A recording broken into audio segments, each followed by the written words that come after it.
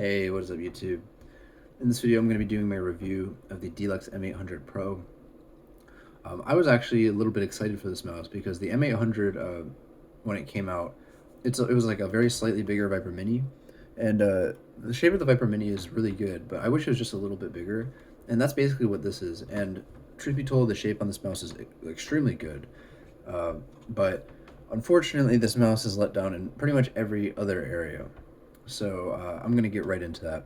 Number one, the build quality is absolutely horrid. It is like this is like the worst mouse, like actual gaming mouse that I've purchased in the last 5 years that has had like this bad build quality. Out of the box, the mouse one and mouse two were really rattly. They were worse than my Fnatic Bolt left click, which was super rattly on when I got it. Um, I fixed those issues, but like if you just like if you tapped on it, it just rattled on both mouse one and mouse two. The second issue is that my scroll wheel is loose in the encoder. Um, it's really loose actually. It's not the most annoying issue, but it is an issue.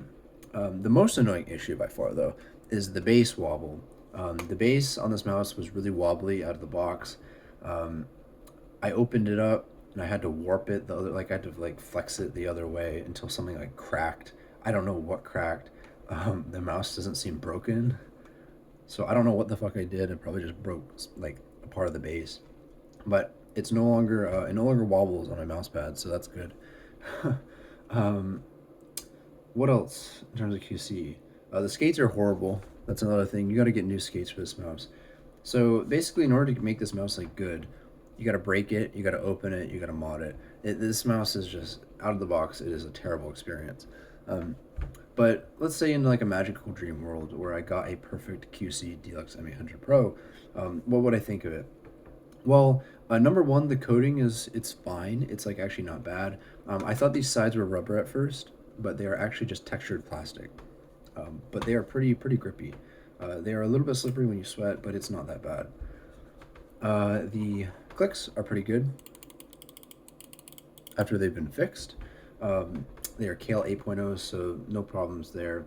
The scroll wheel is like it's like whatever. It's pretty tactile.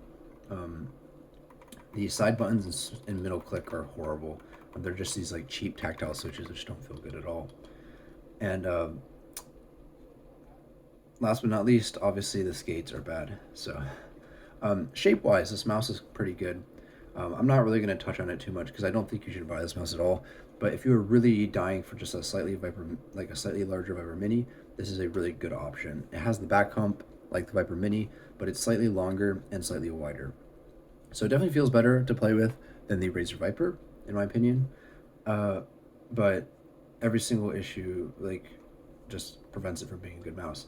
Um, Now, with that being said, let me talk about the sensor and the performance because I think a lot of people are also concerned about that.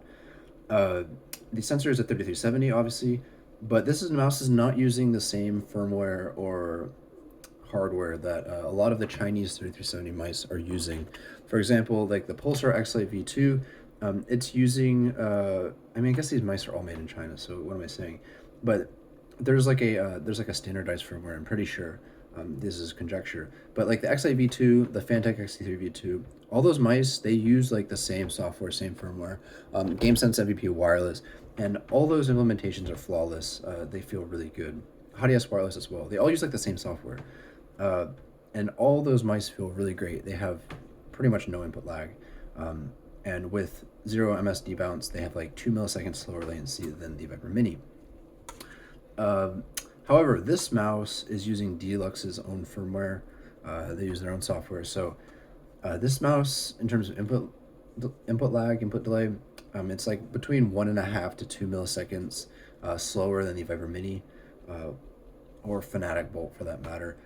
So the sensor performance is not the best, but it's not. To say that I notice it in game would be probably a lie or a placebo. I think the sensor performance is just fine for the most part. And the click latency, it's 6 milliseconds, roughly 6 to 7 milliseconds slower than the Viper Mini. So not bad. It's on par with like the recent Zowie C series, if I were to just throw a number out or comparison out. So overall performance is not bad. Uh, if this mouse nailed it in terms of the QC department, I would definitely recommend it. Because for $60, you just throw in another $20 for skates, and this would be a good mouse. But unfortunately, the QC is horrid. You have to basically break the mouse for it to be usable. I just don't see how this mouse can be worth it in 2022. So yeah, that's my review. If you enjoyed the review, please leave a like, a subscribe, and if you have any questions, just leave a comment.